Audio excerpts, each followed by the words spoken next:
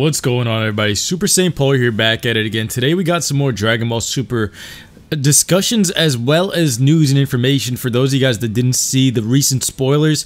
If you guys didn't see the recent spoilers, make sure you guys click off the video if you guys do not want to be spoiled as to what's happening in the finale of Dragon Ball Super's Tournament of Power, as well as the series finale episode concluding with Dragon Ball Super episode 131. If you guys sticked around, make sure you guys like the video, subscribe, as well as turn on notifications. This way you guys can be notified anytime I upload a video in regards to Dragon Ball Super and where the series is headed. I want to thank you guys so much for your continued support. Anyway, let's dive into the video. So we got spoilers as to what the final two titles of the final episodes are. So the main one that we're going to be focusing on is not the Super Showdown, which is going to be Dragon Ball Super episode 130. It's going to be Dragon Ball Super episode 131, titled Goku Until the Day We Meet Again. Now, some people actually took this and went with it and saying that Goku, he was going to die in the finale of Dragon Ball Super. And do you guys really think Goku is going to die? I mean, it is titled Goku Until the Day We Meet Again. So this could be a few things. It could, most likely, the first thing that I saw when I saw this title was Goku in Dragon Ball GT when he said goodbye and he had the power pole and everything. That was the saddest moment ever, and that was the first thing that came to mind. It also could be the title being a reference from Jiren, basically him or Frieza even, or somebody talking to Goku saying, Goku, until the day we meet again. The reason why I don't believe Goku is going to die is because with how fast-paced the writing has been and how rushed it's been, I don't see them having enough time to leave it in a cliffhanger and then have a bridge into the movie. The reason why I say this is because the movie is going to be taking place with the most Saiyans ever. The most Saiyans ever is on Universe 6, and for the most part, Goku seems like he has this tournament in the bag. With this new form, with all of the merchandising, they can't have this form losing. So with Goku dying, it doesn't make sense for the Wish. Yes, they have a ton of things they could have done with the Wish, that being with Frieza or Jiren getting the Wish, but with the way things have worked out thus far, if they got the Wish, they would have to extend the series, don't you guys think? They wouldn't leave it off in a cliffhanger and then bring out a movie. The easiest way to set up the movie right now is to end the series here, conclude Dragon Ball Super with this tournament, and lead us into that planet Sadala arc, or Akaba's home planet, in the movie, because that's where the most Saiyans are going to be right now in this point in time. That's where it fits, and Goku winning is very straightforward. Revive every other universe with the Wish, therefore you've undid all the wrongs done in the tournament, therefore Goku's the hero again, and they'll look at him in a different light. It solves every single problem that's been resulted because of Goku, and it also fixes the problem of the time skip, or even the time gap that they were winding down on with Dragon Ball Z. They were going to reach the ending of Dragon Ball Z, and that was going to be right then and there where they were going to end up in a roadblock, because Oob and everybody's supposed to like show up in the picture soon. So that's where they're going to have to end it, and this makes the most sense. That's why Goku cannot die in this tournament, because even if he died, Frieza's in the ring. If Frieza's in the ring, Frieza could easily just use the Wish to wish him back, if anything, right?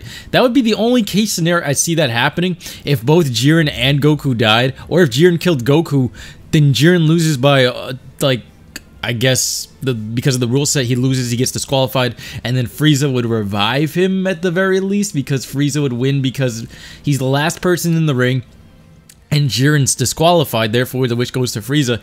Imagine if Frieza revived Goku. Those are all crazy scenarios, but with the few episodes we have left, I wouldn't jump towards crazy scenarios just yet, because with how other arcs have gone, especially the Goku Black one, there were so many things they could have done, and they decided to keep it simple, and it came out so simple that it was rushed. It literally does not say anything else more than just being rushed, and I think that's what they did here. Yes, they fillerized some in the middle of the tournament, especially with the Ribrianne content, and stuff is such as Topo as a character was rushed, and a few other things in this tournament was just, it just didn't feel like it was paced properly, especially with all the power buffs going on. Goku mastering Ultra Instinct in a minute.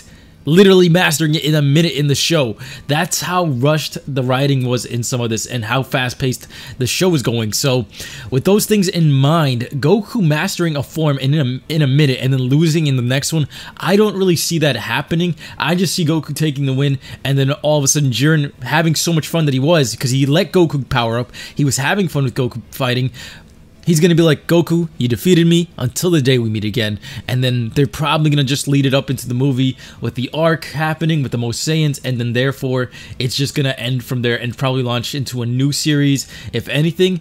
Now, I don't know if they're going to try to connect GT because GT is not canon. It wasn't made by Akira Toriyama. But there's always that possibility.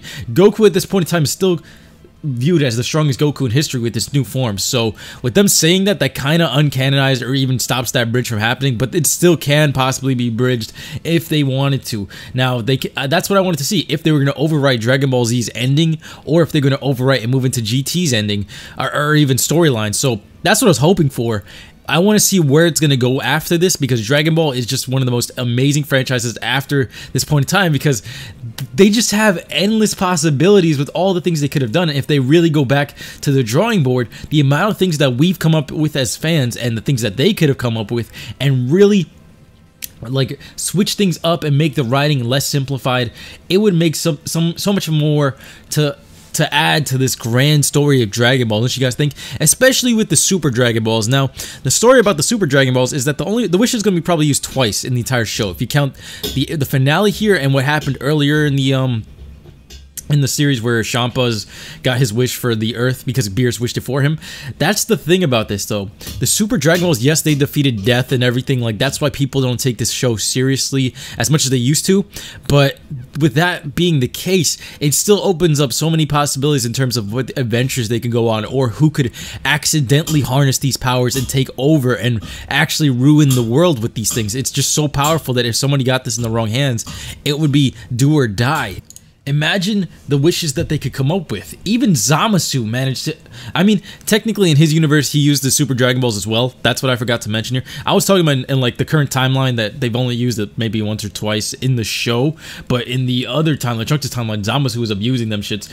And you saw what he did. They showed us the possibility of what if a bad guy got it. So those are always a threat. The entire thing about Dragon Ball Z and Dragon Ball was that bad guys could always get their hands on the Dragon Balls and eventually use those for like evil purposes. That's the thing about Dragon Ball. It wasn't the fact that it got to the point where yes, we could revive the heroes, and yes, they try to nerf the Dragon Balls in some way, saying that you can only revive somebody a certain amount of times from Shenron, or they only have a certain amount of wishes, or you'd have to wait a certain amount of like years or months. Those are the things that really try to keep it grounded. But with these unlimited powered Dragon Balls, that's where things just went blown out of proportion. And then being able to show Zamasu and what he was able to do with that, imagine what they'd be able to do against the entire universes, if anything, because Zamasu did win technically in the end of his timeline. Zeno had to come in and just delete everything, and that's what people didn't like, because with Zeno being able to delete everything and you have Super Dragon Balls,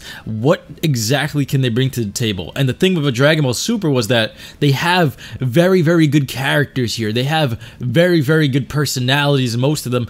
Are they, in terms of villains, I don't feel like they've built them up enough. Besides Goku Black, I wouldn't say that they've done enough of a job to like build him up, because Frieza was a villain as well, but he's on the team now. If you want to count that, that was good. Beerus was built upon decently, but he turned into a good guy as well, for the most part, or neutral if anything. But Hit, I wish I got more of, and I would say Jiren, Topo, all these guys that showed up in Tournament of Power, it felt like they were still shallow characters, even to this moment. Topo, I have so many regrets for, because they wasted so many opportunities with this character. And even Jiren. I want you guys to comment down below and tell me what you guys think. Do you think they were wasted opportunities? Also tell me, do you guys think that Goku will die in the end of Dragon Ball Super? I don't really see that happening. If Jiren does manage to kill him, yes, that'll add some depth to his character and that'll make him more memorable. But that was the thing that I mentioned, that Jiren with this poor backstory and all of these things, it's either one way or the other. Either he kills Goku and then they build upon that to add more depth into Jiren's character as the obstacle in the way of Universe 7, or they just foderize him the way that it kind of seems like they're setting him up as a boring, shallow backstory and just making him super powerful in the scale of things, and then just taking him down to be foderized by mastered Ultra Instinct. That's the way I see it going. That's the most simplistic way to do this, and anything else, like in terms of cliffhangers and tree branching out, they don't have enough time in the show for that, as well as in the actual timeline. If anything, they've only had a few episodes left. They only have like 2 minutes left at this point in time of the Tournament of Power, and they only have a certain amount of like space in between where this Trinity power is ending, where Uber is supposed to show up in the end of Z, and bridging all of those things together. I don't see that happening. I think it's just better for Goku to stay alive or die briefly and then get revived like in the same episode. That was the only thing that could possibly ever happen. But Goku, for the most part, I see him staying alive. I see this being a quote from Jiren saying Goku until the day we meet again, and them having a rematch somewhere down the line in a future series, if anything, or in the movie. Anyway, I want you guys to tell me your thoughts and opinions in the comment section below. Hashtag Jiren rematch if you guys got this far. Like the video, subscribe, turn on notifications. I appreciate all of your viewership. Thank you guys so much. It means the world. I'll be seeing you guys next time. Take care. Peace.